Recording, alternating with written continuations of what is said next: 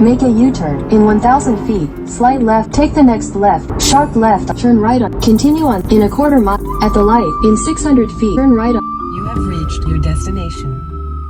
Yup.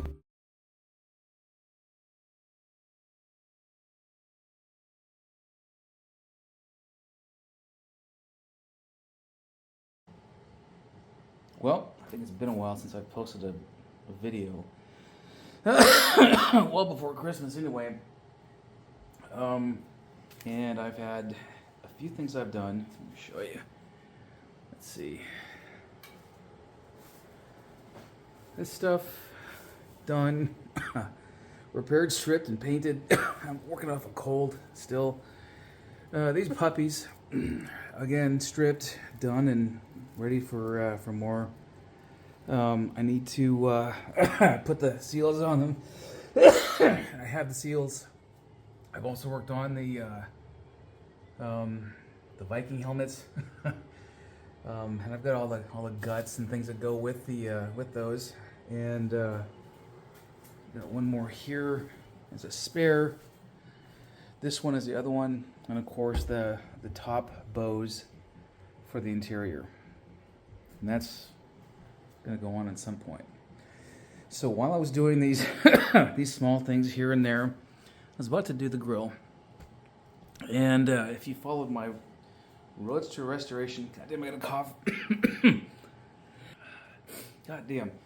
If you followed my my Roadster restoration, you'll know that I did a custom grill with diamond mesh wiring. Right, it looks really nice. I like it a lot. I'm going to do the same thing with my coupe. And when I was starting to kind of marry things up, I found that this grill opening is too wide of all things. So at the top, I've got about 21 3/4 inches. At the bottom, 21 inches.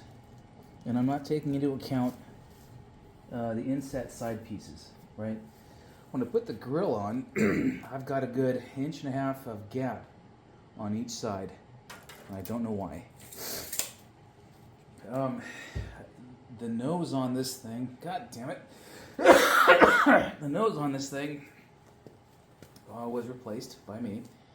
The intake cowl that you see there, the black part, the floor, was replaced by me. Everything lined up like it was supposed to, including the brackets and everything else. So I don't know why it's too wide across the bottom there. I didn't have any difficulty welding it in. It didn't go in on a weird angle. I'm not going to be able to talk a whole hell of a lot. So long story short, I'm probably gonna perform some surgery to one of my grills as a mock-up, see how it works out and how it looks, and then do the same thing to the final solution, the final one. I can't understand it, but that's okay. If you have an eagle eye for these things, I'm sure you'll see the modification. If you don't see the modification, then good on you. If ever I sell this car in years to come, of course I'd point that out, but I'm gonna roll with it because there is absolutely zero chance I'm gonna take that nose off and redo all of that work. There's no way I'm going to.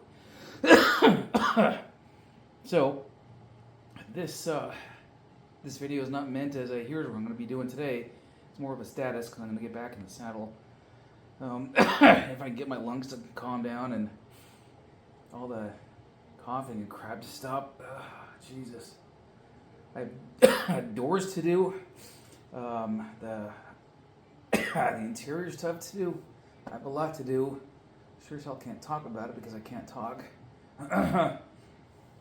So watch for more videos. And keep the comments coming. I appreciate them, and I need them to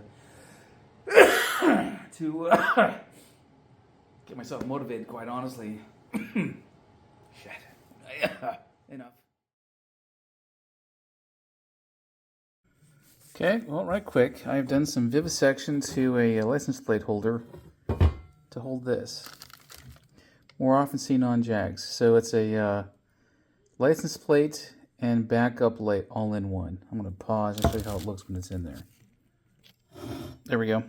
Okay, so it's not tied down, so I gotta hold it. But the large hole in the back, I'll put a grommet on, and I'm going to paint this black in a few minutes, and congratulate myself on a job well done. These pieces used to be raised up. I pounded them flat. I need a little... fuck it.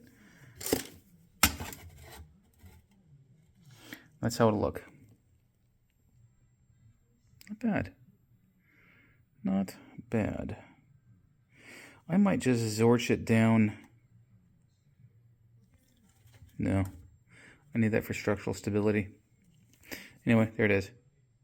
Alright, so I've got my headlight buckets that came out of the dishwasher a little while ago. I got all the grease and grime and junk off of them. And now I'm going to get all the rust. I've got 5 gallons of water, 1 tablespoon of washing soda, not baking soda, but washing soda per gallon. You see the steam coming off because I just filled it up with hot water. I've cleaned all the rust and junk and crud off the sacrificial anodes, these 3 bars on the side of the bucket. And I'm going to hit the on button so that you can see how cool it looks when this process starts. Contact. Now, look at, maybe it's tough to see for you, but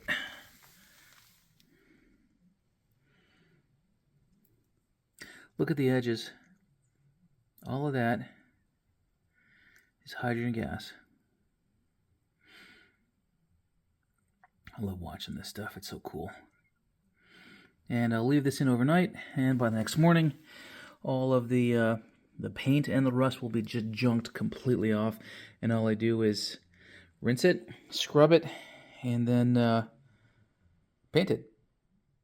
I've used the same system to de-rustify the front, I think it is, fender splash panels, and painted them and so on and so forth. So there's that. There, of course, is what I was doing before. A couple of other things I've done, and a couple more things I'm going to do.